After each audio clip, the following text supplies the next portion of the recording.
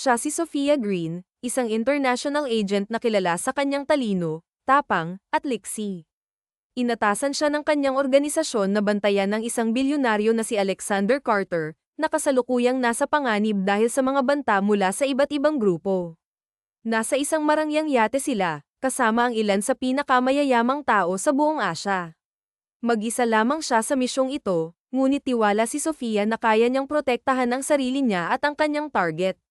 One martini, please, mahinahong utos niya sa bartender habang tahimik na inoobserbahan ang paligid. Sa kanyang paningin, may mga nagsasayawan sa dance floor, may nagkukwentuhan sa mga sofa, at ang ilan ay abala sa pakikipag-usap tungkol sa negosyo. Ngunit sa kabila ng kanyang mahinahong kilos, alisto ang kanyang pandinig at paningin. Hindi pa rin niya makita si Hansel Stanford, ang pangunahing sospek na posibleng umatake kay Alexander. Inon niya ang earpiece at tinanong ang boss niya para sa karagdagang impormasyon.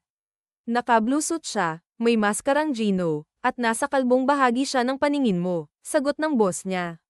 Agad niyang nilaibat ang tingin at napansin ng isang lalaking matikas ang tindig.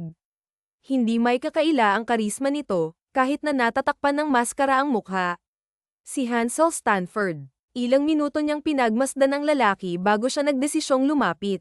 Hindi siya nagpahalata na nakikinig sa usapan nito.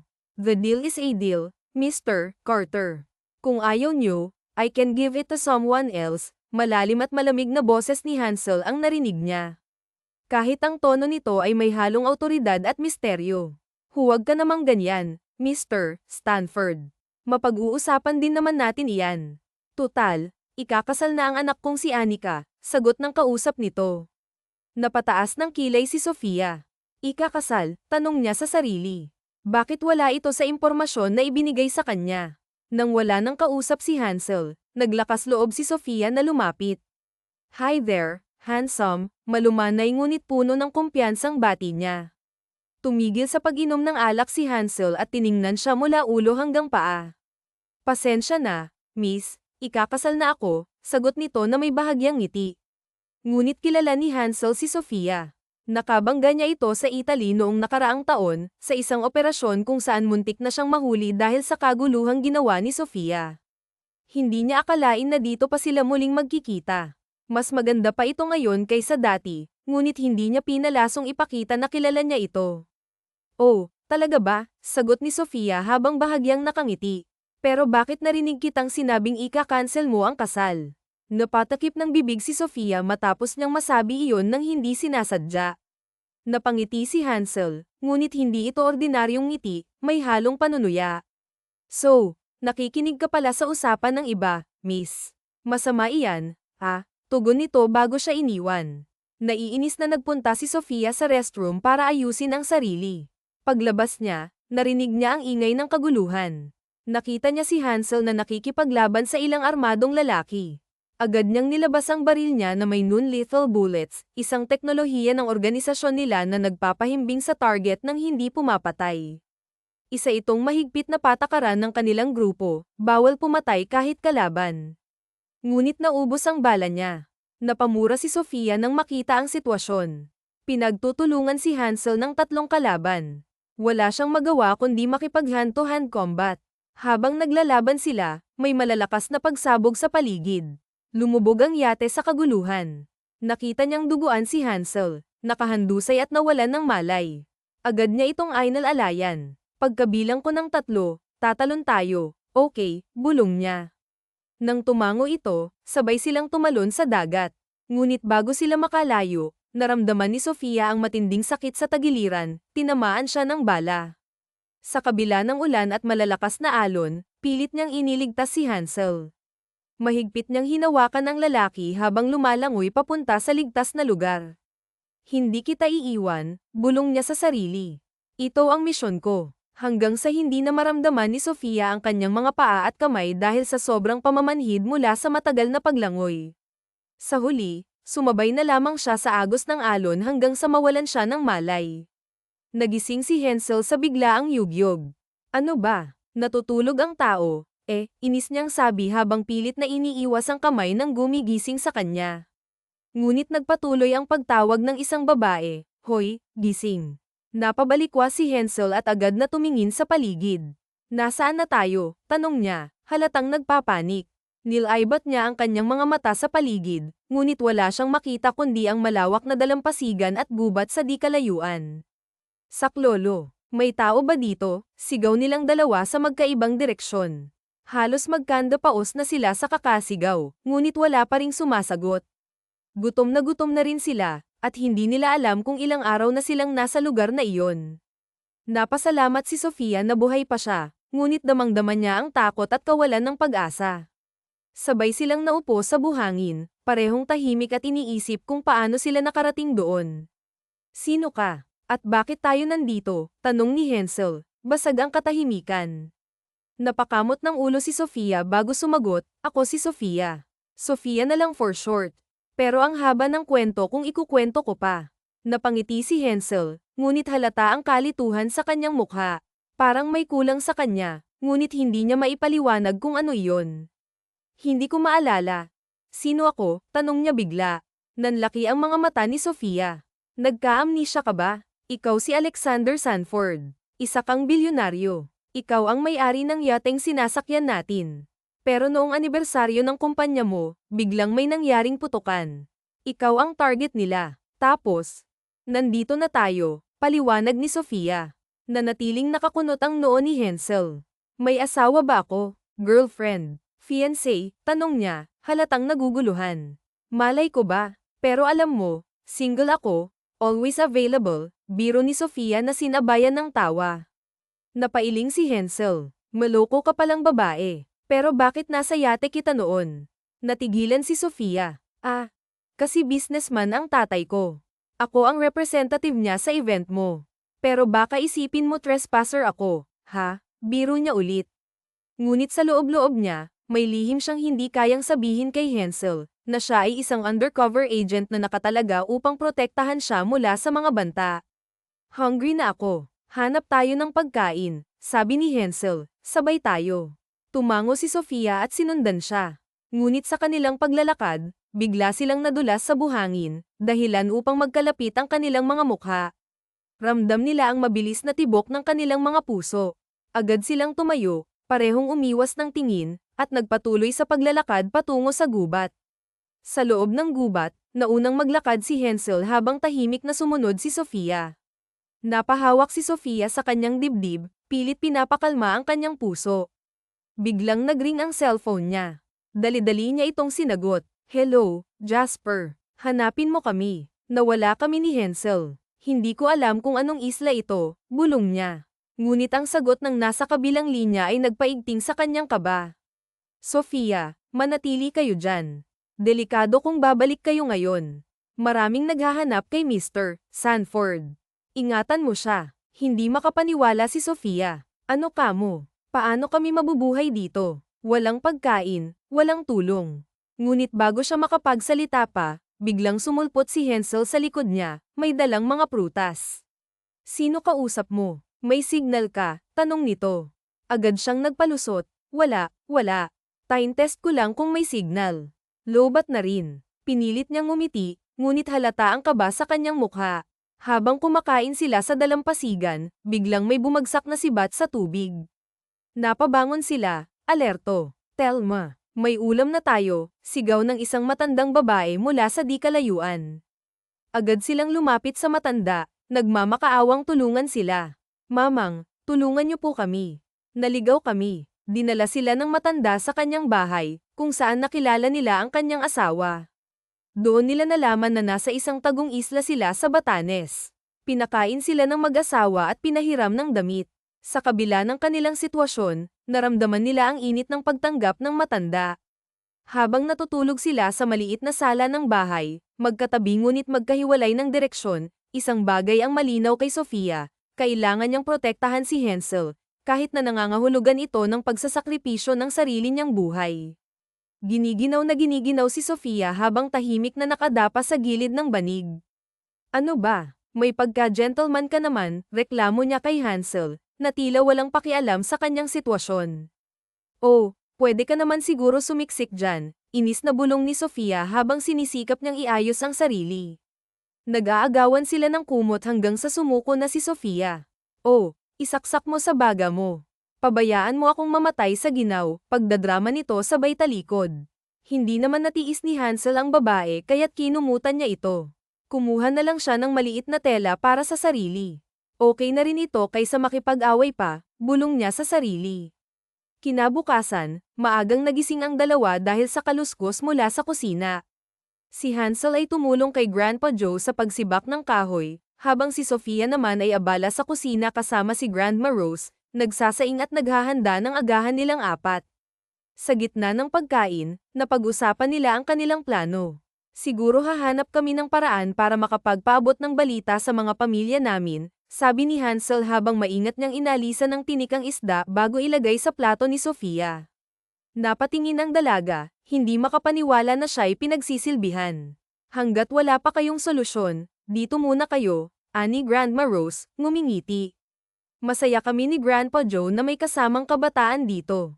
Habang nag-uusap, biglang nagtanong si Grandma Rose, alam mo, Gino, bagay si Sofia at Hansel, ano?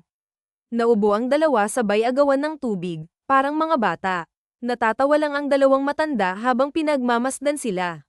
Pagkatapos ng agahan, sumama sina Sofia at Hansel kay Grandpa Joe sa pangingisda. Mano-mano ang paraan, gamit ang pana at lambat. Habang abala si Sofia sa paghahanap ng isda, biglang naunahan siya ni Hansel sa pagtusok ng isda gamit ang pana. Ako dapat ang nauna, inis na sabi ni Sofia. Ngunit ngumiti lang si Hansel, tila nanunukso.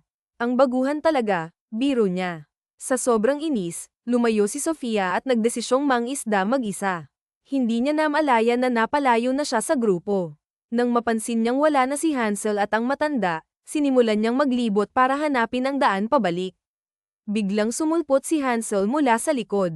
Pati dito sinusundan mo ako, tanong ni Sofia, halatang naiinis. Sinundan kita kasi alam kong maliligaw ka, sagot ni Hansel na may ngiti sa labi. At least sabay tayong maliligaw, dagdag pa nito, na lalong ikinainis ni Sofia. Pagod na silang dalawa, kaya't naupo sila sa buhangin. 3 isda ang nahuli ko, hindi na masama para sa baguhan, pagmamalaki ni Sofia. Napangiti si Hansel. Kagabi, may napanaginipan ako, biglang sabi ni Hansel.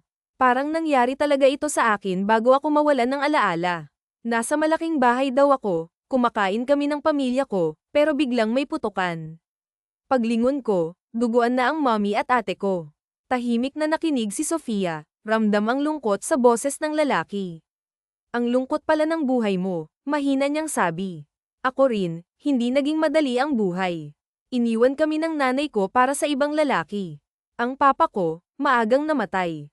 Kaya simula bata pa, nagsikap na akong magtrabaho para mabuhay. Nagkatinginan sila, tila may kakaibang koneksyon na nabubuo. Ngunit bago pa man sila makapagsalita pa, tinawag na sila ni Grandpa Joe. Tumayo sila, ngunit bago pa makalayo si Sofia, bigla siyang hinalikan ni Hansel. Mabilis lang iyon, ngunit sapat para magpatibok ng puso ng dalaga. Naiwang tulala si Sofia habang papalayo si Hansel kasama si Grandpa Joe. Tahimik si Hansel, nakatulala sa malawak na dagat. Ang mga alon ay tila sumasalamin sa kanyang malalim na iniisip, habang si Sofia naman ay nakaupo sa tabi niya, pinagmamasdan ang kanyang tahimik na anyo. Ganito na ang naging takbo ng kanilang buhay sa loob ng 1 buwan sa isla, isang tahimik ngunit nakakapanatag na pag-iral. Unti-unti, nasanay sila sa simpleng pamumuhay, na parabang ang mundo sa labas ng isla ay isa na lamang malabong alaala. Sa kabila ng lahat, nahulog ang loob nila sa isa't isa, isang damdaming pilit nilang itinatanggi, ngunit hindi may tatago mula sa matalas na mata ng 2 nakatatanda na kasama nila sa isla. Ang mga palihim na tingin at ngiti ng dalawa ay hindi nakaligtas sa pansin ni na Lolo Joe at Lola Rose, na masaya namang nasaksihan ang unti-unting pag-usbong ng pagmamahalan. Isang araw, habang naliligo sila sa dagat, biglang sinabuyan ni Hansel ng tubig si Sofia. Sa gulat, napatawa ang dalaga at agad siyang gumanti. Ang simpleng laro ay nauwi sa habulan sa dalampasigan, na parang eksena sa isang pelikula. Tumakbo si Sofia, tumatawa, habang hinahabol siya ni Hansel. Sa wakas, nadakip siya nito at mahigpit na niyakap mula sa likod. Napuno ng tawanan ang paligid, ngunit unti-unting nagbago ang kanilang mga tingin. Nawala ang lahat sa kanilang paligid, ang tanging mahalaga ay ang presensya ng isa't isa. Dahan-daang lumapit ang kanilang mga labi, ngunit bago pa man magtagal ang sandali, biglang napapikit si Sofia, natatakot sa sariling nararamdaman. Sa kabila ng saya, may takot na bumalat kay Sofia. Alam niyang darating ang araw na kailangan nilang bumalik sa realidad, sa mundo kung saan siya ay walang pamilya at si Hansel ay may sariling buhay. Gusto niyang ipaglaban ang nararamdaman niya, ngunit natatakot siyang sumugal. Isang linggo na ang nakalipas mula nang may nangyari sa kanila sa gubat, isang sandaling hindi nila pinagsisihan ngunit hindi rin nila pinag-usapan. Sa kabila ng lahat, ramdam niya ang pagiging buo sa isla, kasama ang mga taong itinuring siyang pamilya. Ngunit dumating ang tawag mula sa kanyang boss, si Adrian, na nagsasabing maaari na silang bumalik. Bagamat nagpoprotesta ang puso niya, alam niyang ito na ang tamang oras upang aminin ang nararamdaman. Sa huling gabi nila sa isla, nag-ipon siya ng lakas ng loob. Hansel, may aaminin sana ako sa'yo, nauutal niyang sabi. Tumitig si Hansel sa kanya, ang mga mata nito'y puno ng kaba at pag-asa. Sabihin mo lang, Sofia, sagot nito. Huminga ng malalim si Sofia bago nagsalita, mahal kita. Ngunit bago pa man makasagot si Hansel, bigla itong napahawak sa ulo at napasigaw sa sakit. Hansel, anong nangyayari sa'yo? Tarantang sigaw ni Sofia. Agad siyang tumawag sa dalawang nakatatanda, at sama-sama nilang dinala si Hansel sa bahay. Sa kabila ng kanilang pagsisikap, tuloy-tuloy ang sigaw ng binata hanggang sa nawalan ito ng malay. Kailangan na natin siyang dalhin sa ospital, sigaw ni Lola Rose. Sa tulong ng kanilang apo na si Lucas, isinakay nila si Hansel sa bangka at naglayag patungo sa pinakamalapit na ospital. Habang nasa ambulansya, mahigpit na hinawakan ni Sofia ang kamay ni Hansel, tahimik na nanalangin na sana'y maging maayos ang lahat. Hindi niya pa naririnig ang sagot nito, ngunit alam niyang darating ang tamang oras para dito. Sa gitna ng kaba at takot, isang bagay ang malinaw sa kanya, handa siyang sumugal para sa pagmamahal na ito, kahit ano pa ang mangyari. Na ospital, maraming bantay at hindi pinapasok si Sofia kahit anong pilit niya nang biglang dumating ang isang sopistikadang babae at tiningnan si Sofia ng masama. Don't let her come inside. Do you understand me? Utos nito sa gwardiya. At sino ka naman para utusan sila? Matapang na tanong ni Sofia sa babae. Ako lang naman ang fans ng lalaking kasama mo, si Isla kalat na ito sa buong bansa at talagang tinago mo talaga siya sa akin, napakawalang hiya mo. Sigaw nito sabay sampal kay Sofia.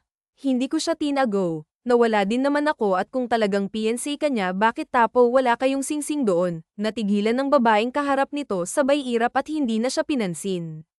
Wala nang choice si Sofia kundi magkunwari na nurse para makapasok lang. Dumaan siya sa likod ng ospital nang nakita ang locker ang swerte niya dahil may naiwang bukas kaya sinuot niya ito. May face mask na din siya, iniba niya ang hairstyle parang walang makapansin. Pumunta agad sa ng nurse station. Where's the chart of Mr. Stanford? Pilit ding iniba ni Sofia ang boses pero tinitignan talaga siya ng nurse sa counter. Akala ko ba magbe-break ka muna Mika?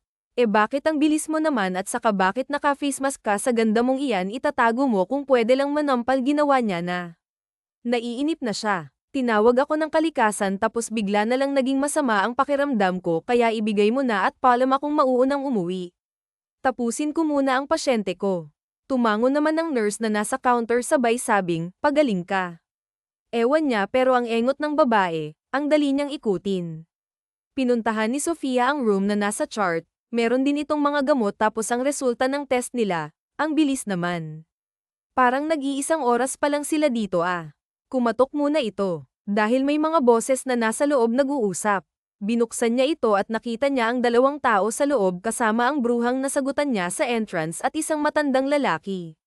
Dumiretso agad siya sa Ivy Hansel, wala pa rin itong malay. Ano daw ang resulta nurse? Napakislat naman sa gulat si Sofia nang tinanong siya ng matanda. Pupunta daw po dito ang doktor at siya na po mag-e-explain ng lahat. Buti at nakasagot agad ito. Tahimik na pinagmamasdan niya kanina si Sofia. You look familiar. Saan ba kita nakita ang nunal mo sa gilid ng ilong? Pakitanggal ka ng face mask mo. Tumambol ng malakas ang puso ng dalaga, hindi alam ang susunod na sasabihin. Nakatingin din kasi ang matandang lalaki, hinihintay ang gagawin o sasabihin ni Sofia. Kasi nilalagnat po ako. Sinisipon baka kasi mahawa ang mga pasyente, mas mabuti mag-face mask na taking. Nagpacking si Sofia para kapanipaniwala, sabay ayos ang face mask niya para hindi nakita ang nal niya sa gilid ng ilong. Tiningnan naman siya ng babae and may pandidiri. Okay, gawin mo ng trabaho mo at umalis ka na, at saka nga pala tito, ituloy na natin ang kasal namin ni Hansel. Bakit kasi umayaw siya? Nakahanda ng lahat-lahat, makol ng moldit ang babae, kaya natigilan si Sofia sa pag-aayos ng higa ni Hansel. Bisitahin niya ito araw-araw, hindi natin siya mapipilit, ayaw niya daw, hindi pa siya handa. Alam mo naman kung gusto ng lalaki ay wala na akong magagawa pa, ba? Hintayin na lang natin na gumising siya, baka kasi mag-iba pa ang desisyon niya, pagkukumbinsi ng matanda sa babae. At payag na payag ang matanda para sa kasal nila. So ang matandang ito'y ama ni Hansel. Naramdaman ni Sofia ang pagpilipit ng sakit sa puso niya. Dumaan muna siya sa harap nilang dalawa. At umalis na. Ayaw niya nang makinig at parang ikakasal talaga ang lalaki. Wala na ba silang pag-asa pa? O tapos ka na ba? Nasabi ko na kay boss sa masama ang pakiramdam mo, uwi ka na lang daw at email mo lang sa kanya kung kaya mo nang pumasok. Tumango si Sofia nang wala sa sarili, wala siyang lakas na magsalita pa o kahit nga maglakad, sadyang pinipilit nilang ang sarili na ipagpatuloy ang paglalakad kasi baka mabuko pa siya at mabulilyoso ang plan niyang pagbisita kay Hansel bukas.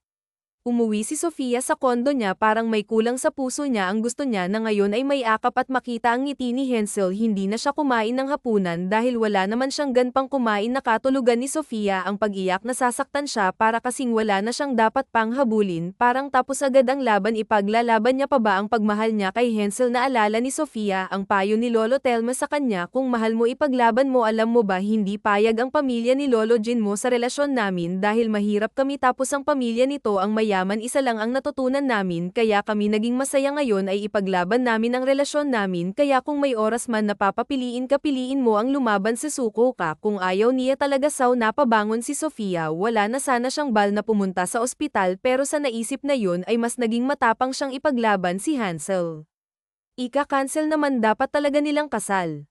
Nabanggit niya ng lalaki sa kanya na wala itong minahal kahit sino at panghahawakan niya ito. Pinapasok naman si Sofia ng card dahil sa suot niya, hindi naman pala sobrang higpit na seguridad dito. Oh, okay ka na ba? Baka mabinat ka, alalang wika ng nurse. Okay na ako, medyo sipon na lang kaya kailangan pa rin mag-face mask. Tumango ang babae at walang dalawang isip na binigay ang gamot at chart para kay Hansel. Dahil nakalagay ito, baka itong nurse na disguise niya ay specialized talaga kay Hansel. Kumakabog ng malakas ang puso ni Sofia. Base sa sabi-sabi ng mga nurse dito sa loob ng ospital, gising daw si Hansel. Kumatok muna ito bago pumasok. Bumungad ang babae na pilit na hinahalikan si Hansel. Galit na napatingin sa kanya ang babae. Napaka-wrong timing mo talaga, masungit na sambit nito. Napayuko naman si Sofia, hindi dahil nahihiya at nasasaktan, baka kasi makita pa nito ang pag-irap ni Sofia. Para sa gamot niyo, sir, hindi na pinansin ni Sofia ang babae. Nakamasid lang si Hansel sa kanya at parang may biglang alaalang gustong pumasok sa utak niya, pero nung pinilit niya itong maalalay, medyo sumakit ang ulo niya. Ano ba, nurse? Gawin mo naman ang maayos ang trabaho mo, gustong sagutin ni Sofia ang babae. Nurse lang naman, akala naman doktor. Bakit ba kanina mo pa ako tinatawag na Han? Ano ba kita? Naguguluhan si Hansel sa nangyayari. Parang may mali ako. Ako ito si Olivia, magiging asawa mo. Nagkatampuhan lang tayo kaya na-schedule natin ang kasal. Napo-frustrate na si Anika sa pagpapaliwanag sa lalaki. Hindi na niya alam kung ano pa ang rason niya dito bago maniwala sa kanya. Mahal ba kita? Bakit hindi kita maalala? Ano bang nangyari? Masasakit ata ang ulo niya sa nangyayari. Oo naman, mahal mo ako. Kaya nga tayo ikakasal, di ba? Pero mahal mo na lang kasi ang marriage contract na ito. Baka kasi maaga ka pa ng iba sa akin, mahal na mahal pa naman kita. Halos masuka si Sofia sa sinasabi ng babae. Hindi ba nahal ata ni Hansel ang plastic nito? Bakit naman kasi pinipilit? Bigla na lang lumabas sa bibig ni Sofia iyon. Anong sabi mo? Bakit ka nakakasala dito? Sino ka ba sa tingin mo? Maangas na anin ng babae sa may hablat ng face mask niya kaya lumabas ang buong mukha niya nakita niya ang gulat sa mata ng babae abot bakit nakapasok ka dito sugod nito sabay kaladkad kay Sofia pero pumipiglas ito binibisita ko si Hansel bakit ba? Takot ka na malaman niya kung ano talagang nangyayari gusto mong lasunin ang utak niya sumugod din si Sofia sabay tulak sa babae kung talagang wala lang saw ito dapat pagbigyan mo akong makausap siya. Bangumitngit sa galit si Anika habang nakatingin sa nakagising si Sofia hinarap ni Sofia si Hansel sabay lapit nakatingin lang ang lalaki sa kanya hindi nito mabasa kung anong iniisip base sa ekspresyon nito ako ito si Sofia nakasama mo sa lumubog na barko tapos hindi ko alam bakit nawalan ka ng alaala na muhay tayo ng tahimik sa isla kasama sila Grandpa Joe at Grandma Rose. Ba naaalala mo pa rin ba kami masayang paalala nito sa binata pero sigaw ang sagot nito aray ang sakit ng ulo ko sigaw nito kaya winaksi siya ni Anika sabay dalaw sa binata pinundot ni Sofia ang emergency bottom natataranta na din siya umalis ka na dito. Nakita mong ginawa mo mas sumasakit ang ulo niya sa ginawa mo huwag ka nang babalik dito kung hindi ipapalit na kita sa pulis sigaw ni Anika kay Sofia na nanlulumo sa sakit hindi na siya kilala ng mahal niya tuluyan na siya nitong kinalimutan dahil wala na sila sa isla sana doon na lang kami habang buhay para hindi niya malimutan si Sofia pinanghahawakan ni Sofia mga tingin nito pero bakit humantong sa ganito okay ka lang ba Mika bakit nakayuko at matamlay ka salubong sa kanya ng nurse na nasa nurse station nung tinaasan ni Sofia ang tingin ay doon nagulat ang babae impostor kagulot na sigaw nito nagpatawag agad ito ng guard para palabasin si Sofia wala na rin namang lakas si Sofia para lumaban hinayaan niya na lang dahil doon ay mas naging mahigpit ng ospital ilang linggo na walang palya sa pagbisita si Sofia kay Hansel kahit anong pagtatago at ay nahuhuli talaga siya mga 3 linggo din ang inilagi ni Hansel sa ospital alam ng lahat dahil isin na publiko ito unti-unting bumalik ang alaala niya pero nalimutan pa rin niya ang nangyari sa isla nakakalungkot pero hindi susuko si Sofia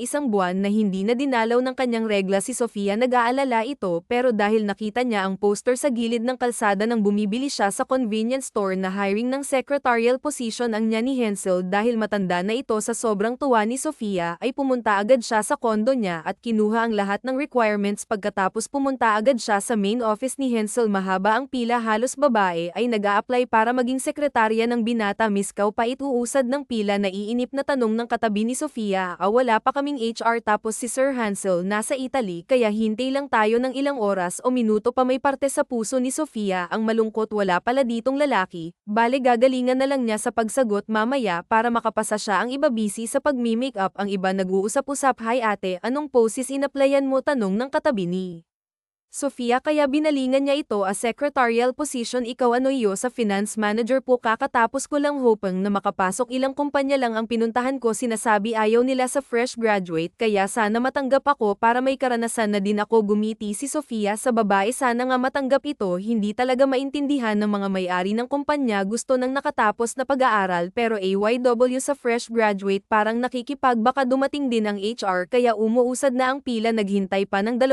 oras si Sofia masinop na hinihintay na tawagin ang pangalan niya ate natanggap ako balita ng katabi niya ngumiti ang dalaga sa kanya sabay sabi ng congratulations I'm sorry to announce everyone the secretarial position is already taken you can all go home thank you for the time napatayo si Sofia ma'am kanina pa po ako dito baka pwede mo naman akong eye testing promise hindi kayo magsisisi pag mamakaawa ni Sofia pero umiling ang babae lumabas ang HR kaya nakita niyang eye case na ma'am please just try me hamo ni Sofia kaya napataas ng kilay ang HR sabay sabing sige pumasok ka kinakabahang pumasok si Sofia it's now or never ito na lang ang sagot para mapalapit siya kay Hansel kung hindi siya nito naaalala edi ipapaalala niya ng unti-unti so I was straight to the point bakit dapat ka namin tanggapin strict ang tanong agad nito because I believe in my credibility skills and capacity I know that this company needs me confident na sagot ni Sofia sabay tapon ang ulo niya para hindi makita ng babae ang pagkakaba niya okay sa susunod na linggo piuwi si Mr. Stanford kaya may oras pa kaming pumili kung sino karapat dapat sa posisyon na ito kaya don't feel late tomorrow alas 7:30 nakakatayo agad ang dalaga at natutuwa na nakipagkamay si HR umuwi si Sofia na may ngiting tagumpay nami-miss na niya si Grandpa Joe at Grandma Rose kung saan na may telepono lang sila ay nakamusta niya na ito alam naman siguro nila na maayos ng lagay ni Hansel dahil may radyo naman sila kinabukasan naka-off.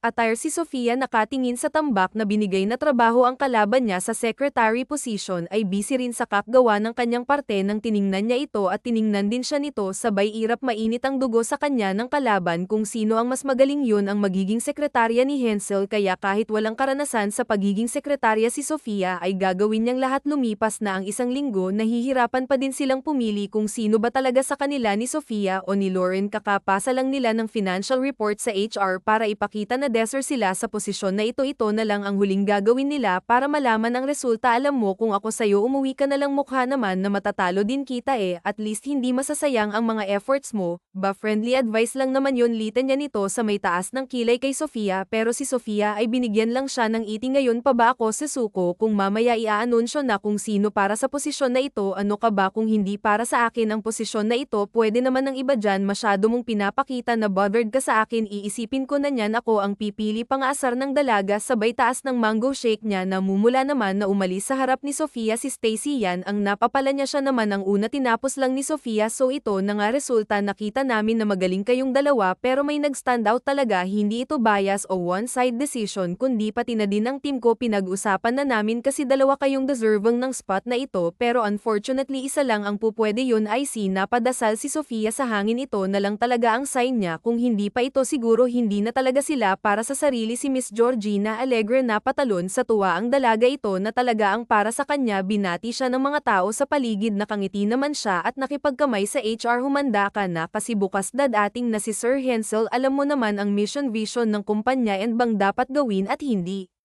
Dapat gawin maligayang pagbati ulit Miss Sofia umuwi si Sofia na masaya naghahanda ng konting pagkain si Sofia para ay celebrate ang pagtanggap sa trabaho at sa wakas makikita na din niya ang pinakamamahal yung si Hensel sa kabilang banda si Hensel naman ay nakatingin sa bintana ng eroplano malalim ang iniisip kahit na bumalik na unti-unti ang alaala niya parang may kulang pa talaga kakausap niya lang si daddy niya itutuloy ang kasal nila ni Anika sa susunod na buwan may pinag-awayan daw sila ni Anika at Hensel kaya kinansel muna ni Hensel ang kasal pero bakit meron sa puso niya na hindi naniniwala pero dahil malaki ang respeto niya sa ama ay sinunod niya ang sinabi nito isa pa sa nagpapalalim ng isip niya ay kakapasa lang ng Ross ang natanggap na sekretarya niya at doon niya nalaman na ang peking nurse ito ang katakataka pa ay hindi gusto ni Anika nang kausapin niya ito dahil masama daw ito gusto daw nito sirain ang relasyon nila na ipinagtaka naman ni Hensel buti na lang ay hindi nito alam na magiging sekretarya niya ito wala naman sigurong ikakatakot si Anika kung tungkol sa pag-agaw dahil hindi siya magluloko panghuling tanong sa isip niya bakit parang walang nararamdaman na something special si Hensel sa kanyang PNs kuno mas madalas na din sumasakit ang ulo niya at pag sumasakit may naalala siya pero bury ang lahat nasa isla daw siya masaya at may kasamang babae kinuwento ito ni Hensel sa ama pero ang sabi lang nito si Anika yun pero iba talaga kinabukasan ngiti agad ang bunga ni Sofia sa mga katrabaho niya nasabihan din si Sofia na maya-maya nandito na ang CEO which is si Hansel.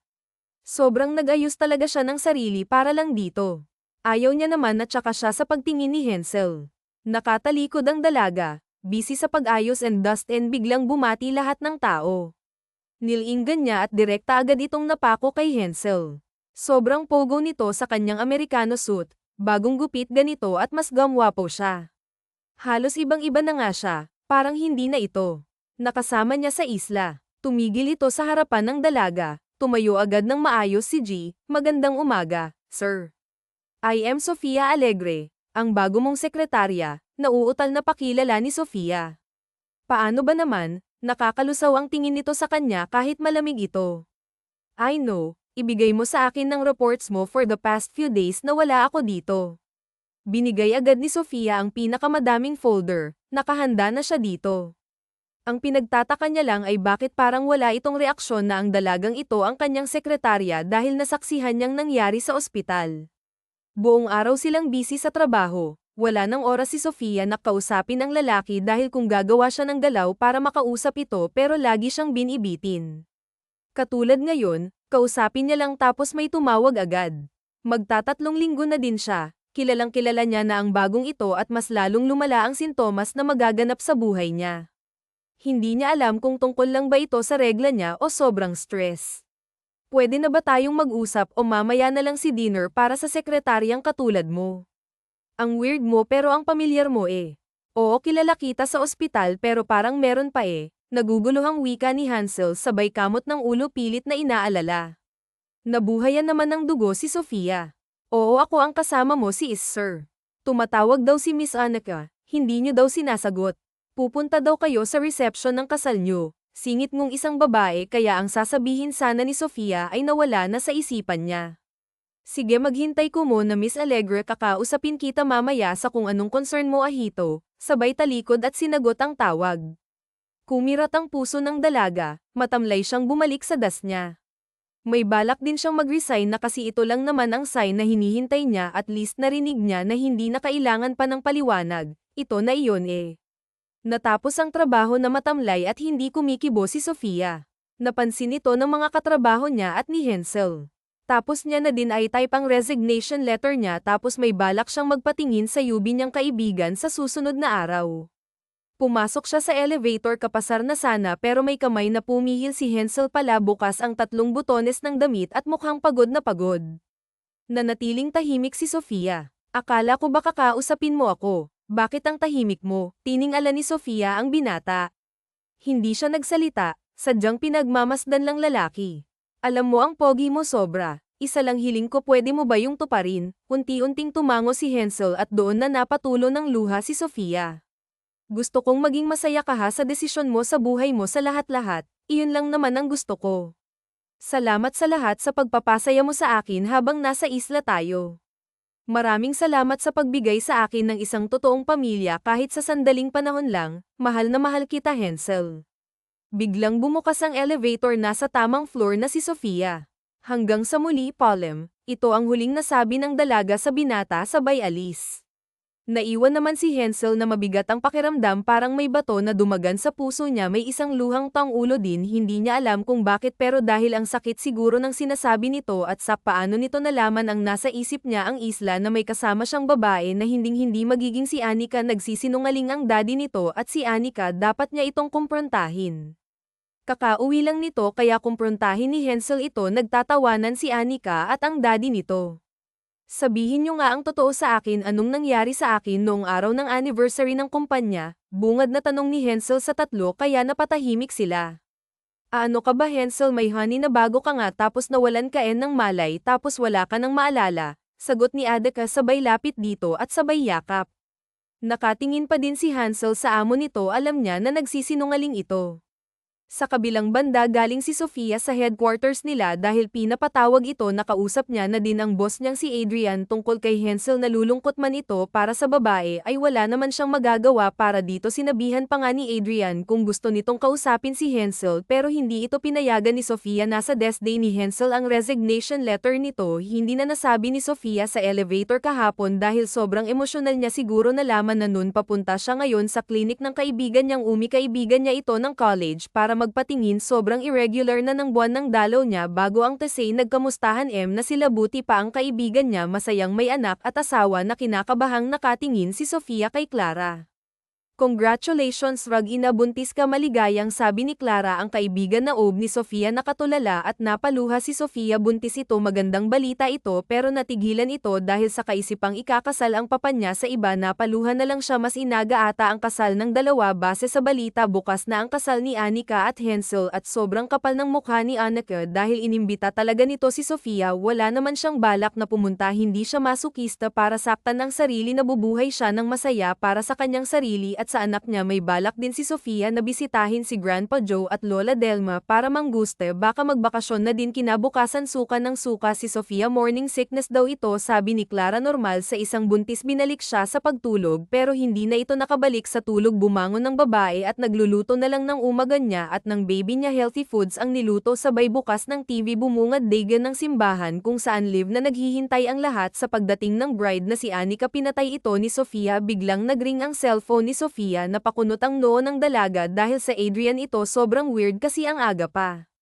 Hello, napatawag ka, kailangan mong itigil ang kasal. Lensal at Annika, natatarantang sigaw nito kaya napatayo si Sofia sa sobrang gulat. Ha? Bakit ko naman gagawin yun? Naguguluhang tanong ni Sofia kay Iros kasi ito.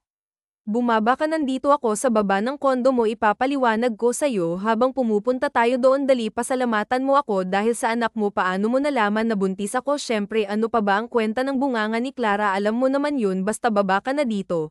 Nag-iingat na nagmamadali si Sofia sa pagbaba sa kondo, pumasok agad siya sa loob ng sasakyan ni Adrian. Bakit ba, ano bang problema ng time na nasa barko kayo? Planado na yun na atakihin si Hansel, at alam mo ba kung sino nagpalagay ng proteksyon sa kanya, at ni-request ka talaga niya si Hansel, kilalang kilala ka niya, at bago yun magkaaway sila ni Anika dahil nakita nitong may kahalikang lalaki, at sinabi na ni Anika, narinig ni Hansel noong panahon na iyon ang sinabi ni Anika sa lalaking ito na pera lang ang kailangan nila kay Hansel, tapos didipathin o iiwan niya ito pag nakuha ng gusto, kaya kinansel ni na Hansel ang kasal nila ni Anika. Kaya alam mo naman na wala pang naalala si Hansel panghabang buhay na desisyon na ito, kaya ito lang sigurong matutulong ko sa'yo at sa future ng anak nyo. Pagpapaliwanag ni Adrian na ikinalaki, umitngit ang galit at puot sa puso ni Sofia. Kaya pala triggered na triggered ang babae sa kanya. Sa kabilang banda naman ay si Hansel na hindi mapakali nakatingin kay Father Michael, parang may mali talaga sa inaya. Kahit hinahawakan na siya ni Anika sa braso, pinapakalma siya. Laging lumilingon si Hansel sa pinto ng simbahan, parang may inaabangan. Sa banda naman ng dalaga ay nung nasa simbahan na sila ay binuksan niya ito at wala ng tao, bumalik siya sa loob ng sasakyan ni Adrian na naluluma na at umiiyak. Tapos na atang kasal, huli na tayo, huwag kang magagalit sa akin, buntis. Hamali ang simbahan na pinuntahan natin, kabilang Villa pala yun, akala ko dito, sorry. Paghihingi nito ng patawad, pero huli na nabatukan na siya ni Sofia ng malakas, kaya napadaing ito at nagmamaktol. Pasensya na nga, sorry na, okay, pasok, sayang lang pala ang luha niya. Bekhay na lalaking ito, parang gusto nitong tirisin si Inis, nang hindi niya na nakayanan ay kinurot niya na sobrang napakadiinste, masakit. May naglilikha mo ba ko, babae? Umiling lang si Sofia at tumawa, baka kasi magiging pangit ang anak nila ni Hansel pag siya ang nilihak na si Hansel. Itong sandali, dumating na sila sa isang sahan.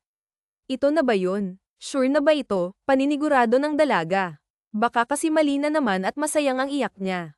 Oo na talaga, sige na, baka kissing the bride na nagmamadali naman siya. Wala naman ang guard sa labas, galing sa labas naririnig niya ang ingay sa loob. Binuksan agad ito ni Sofia, sabay sigaw ng itigil ang kasal. Napatingin ang lahat sa dalaga, sabay ng ikakasal na si Anek at Hansel. Parang may nabuhay sa puso ni Hansel nakatingin sa babae. Unti-unting lumakad si Sofia sa aisle.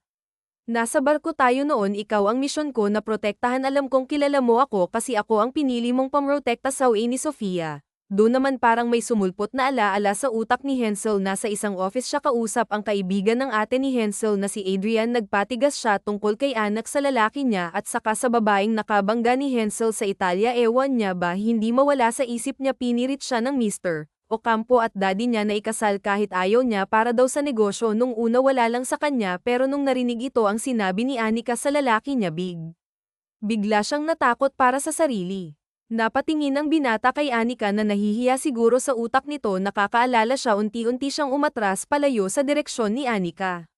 Bigla tayong inambush ng tauhan ng lalaki ng babaeng iyan, sigaw ni Sofia sabay turo kay Anika. Mas namutla ang babae at pilit na umiling sa mga tao sa paligid. Lived in nationwide ang record sa isang newscaster na nasa simbahan din.